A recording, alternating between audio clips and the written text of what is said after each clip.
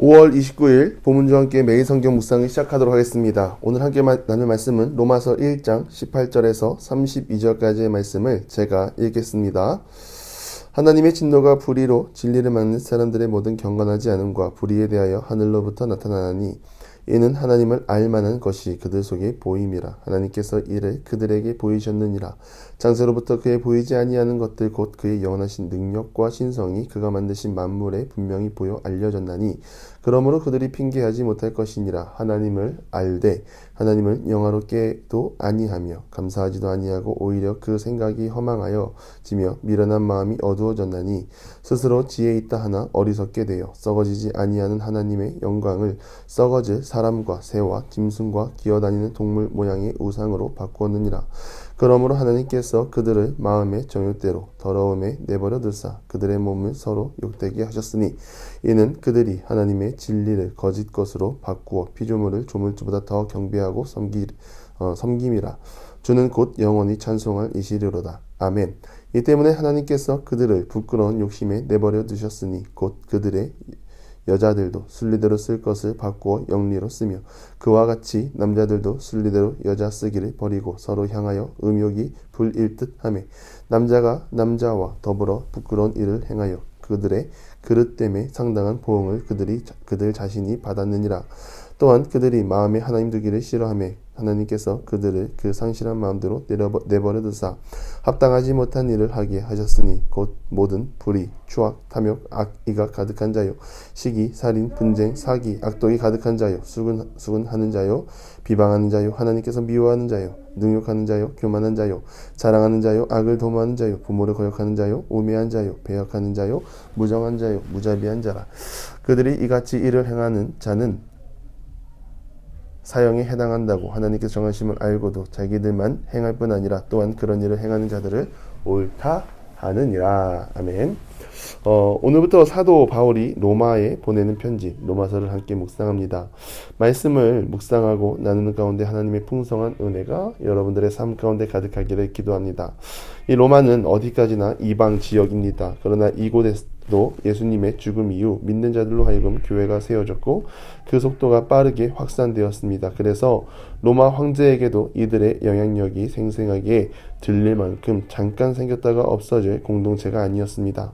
이 로마서 해설을 보면 로마 황제는 급속하게 번져나가는 그리스도인의 문제를 해결하기 위해 로마에서 추방했다고 합니다. 시간이 5년 지나 주후 54년 네로가 등극하면서 추방, 칙령을 무효화시키고 다시 유대인들이 로마로 들어왔을 때에는 이방인 신자가 이미 로마에 많은 상황이었습니다.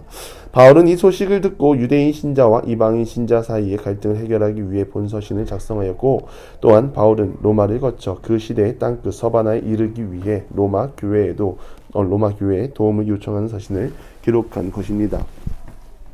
말씀을 나누며 종종 말씀드렸습니다. 바울이 하나님의 부르심을 받고 지금도 바울을 존경할 만한 이유, 사람으로 끝나지 않았습니다.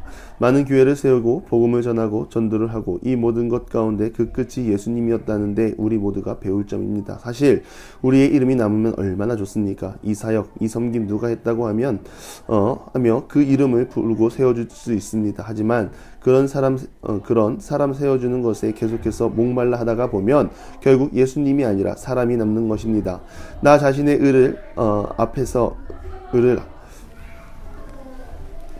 내 자신의 의를 앞서 하나님의 자리를 차지하려는 연약함이 나타난다는 것을 꼭 기억해야 합니다. 또한 바울은 도움을 요청할 줄 알았습니다. 헬라인이나 야만인이나 지혜 있는 자나 어리석은 자나 다 내가 빚진 자라고 말합니다. 이 말은 바울은 잘한다고 자기 혼자 하지 않았고 협력할 줄 알았습니다. 예수님의 사역 원리가 무엇입니까? 예수님 혼자 잘한다고 사람들 앞에서 혼자 사역하지 않았습니다. 항상 제자들을 부르셨고 제자들과 함께 하셨습니다. 솔직히 말하면 답답하죠. 예수님의 생각과 제자들의 생각은 완전히 달랐습니다. 그럼에도 예수님은 그 답답한 사람들을 부르시고 택하시고 3년을 함께 하셨습니다. 더 놀라운 것은 이들은 예수님이 가시는 길을 몰랐고 십자가의 죽음이 무엇을 뜻하는지도 몰랐습니다. 예수님으로서는 이들과 함께 하지 않고 혼자 모든 것을 해결하는 게 편했을 것입니다. 그러나 하나님 나라는 그런 곳이 아니기에 예수님은 제자들과 함께 하셨고 함께 복음을 선포하셨고 하나님 나라를 선포하며 기적을 경험하게 하셨습니다. 기적을 경험한 제자들은 결국 후에 예수님의 부활 승천 후 하나님 나라의 귀한 일꾼이 되었습니다. 바울의 사역 원리도 마찬가지입니다. 바울은 많은 그리스도인들이 복음에 참여하기를 원했고 참여함을 통하여 하나님 나라가 멈추지 않고 계속 확장되기를 원했습니다. 그러한 바울의 소원이 지금 우리에게도 전해지게 되었고 멈출 수 없는 하나님 나라의 기쁨이 된 것입니다. 그런데 바울은 복음의 위대함을 말하면서 여전히 사람에게는 하나님과 가까워질 수 없는 근본적인 문제를 오늘 본문에서 분명하게 말하고 있습니다. 그것은 죄입니다. 로마서 1장 16절에서 17절은 우리가 너무나도 잘 아는 말씀입니다. 내가 복음을 부끄러워하지 아니하노니 이 복음은 모든 믿는 자에게 구원을 주시는 하나님의 능력이 됨이라. 먼저는 유대인에게요 그리고 헬라인에게로다. 복음에는 하나님의 의가 나타나서 믿음으로 믿음에 이르게 하나니 기록된 바 오직 의는 믿음으로 말미암아 살리라 함과 같으니라. 복음에는 하나님의 의가 나타나는데 하나님의 의가 나타나지 않는 경우도 있다고 오늘 본문에서 말하는 것입니다. 그것은 바로 불의, 하나님의 진리를 막는 죄악된 사람들의 행동을 바울은 지적하고 있습니다. 먼저 복음은 어느 특정인을 위한 것이 아닙니다. 모두를 위한 것입니다. 그러나 모두를 위한 복음 앞에 사람들은 하나님을 거역하고 불순종함으로 하나님의 진노의 대상이 되었다고 말하는 것입니다. 그런데 더 놀라운 것은 하나님의 진노를 당하기 전 이미 하나님은 이방인들에게도 하나님을 드러내셨다는 것입니다. 19절에 하나님을 알만한 것들을 이미 그들 속에 보이셨다고 말하죠. 20절에도 한 번 더 강조를 합니다. 영원하신 능력과 신성이 그가 만드신 만물에 분명하게 보여 알려졌다고 말씀하십니다. 즉 하나님은 보이지 않지만 사람들에게 말씀과 자연과 환경으로 자신을 충분히 계시하셨고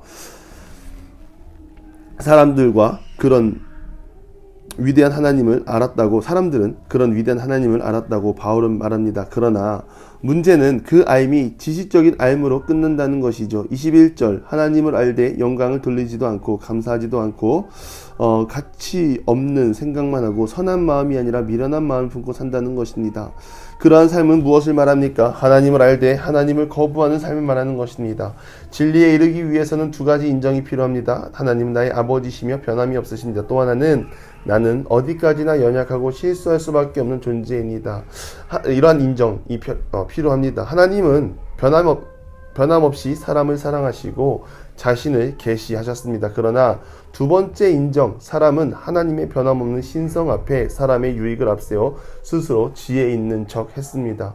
가진 것이 없어도 사람들 앞에서 주눅들지 않기 위해 자신의 자존심을 앞세우고 자존심에 상처가 나면 분노하고 화를 내뿜는 그런 삶을 살았다는 것입니다. 어차피 다 썩어 없어져 버릴 자존심, 그것을 지키기 위해 스스로 지혜 있는 척 하는 것, 하나님 앞에서는 의인의 모습이 아니라 죄악된 사람의 모습이라는 것을 기억하시기 바랍니다. 그래서 우리는 스스로 지혜 있다 말하는 자가 아니라 겸손한 마음으로 하나님 앞에 날마다 서가고 영적인 성장을 이루는 모든 기도의 용사들이 되기를 바랍니다. 하나 더 나누고 싶은 부분이 있습니다. 그것은 바로 하나님의 유기입니다. 26절에 보면 부끄러운 욕심에 내버려 두셨느니 라고 말합니다. 내버려 두셨으니 여러분 이 얼마나 무서운 말입니까? 부모님이 자녀들에게 훈계를 하고 회초리를 드는 이유가 무엇입니까?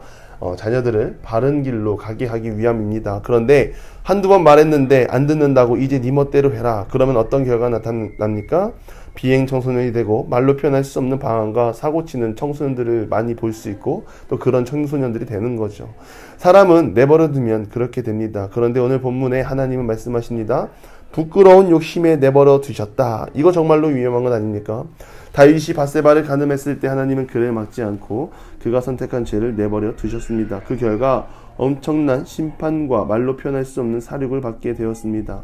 내버려둔 결과 사람들은 29절 이하의 죄악을 품고 살았습니다. 사람이란 그런 존재입니다. 내버려두면 선을 택하는 존재가 아니라 내버려두면 내리막길로 곤두박질 치는 그런 존재가 사람입니다. 그래서 우리는 기도할 때 하나님 나를 제발 놓지 말아 주십시오. 나를 꼭 붙잡아 주십시오. 하나님 나는 연약하여 하나님을 잠시 떠날 수 있지만 그래도 하나님은 나를 붙잡아 주십시오. 기도하는 우리 모두가 되기를 바랍니다. 또한 기도하는 가운데 하나님의 붙잡아 주심을 인정하고 세상의 악이 아니라 하나님의 선을 닮아가는 우리 모두가 되기를 간절히 축원합니다. 기도하겠습니다. 하나님 스스로 지혜 있는 척하지 않게 하여 주시옵소서. 교만의 자리를 찾지 않게 하시고 늘 겸손한 마음으로 하나님을 바라보고 나아가는 우리 모두가 되게 하시옵소서. 특히나 하나님을 우리를 평생에 붙잡아 주시고 놓지 않으시는 하나님의 사랑을 경험하게 하여 주시옵소서. 그 사랑을 통하여 세상의 악이 아니라 그리스도의 십자가 사랑과 선을 따라가는 그러한 믿음의 사람들이 다 되게 하여 주시옵소서. 예수님의 이름으로 기도드리며 이제는 우리 구주 예수 그리스도의 은혜와 하나님의 극진하신 사랑하심과 성령의 감화 감동 교통하심이 스스로 지혜 있는 척하지 아니하고 겸손한 마음으로 하나님 앞에서 나아가기를 간절히 소망하는 사랑하는 보문주와 함께 모든 기도의 용사 위에 이제로부터 영원토록 함께 하시기를 간절히 축원나옵나이다. 아멘.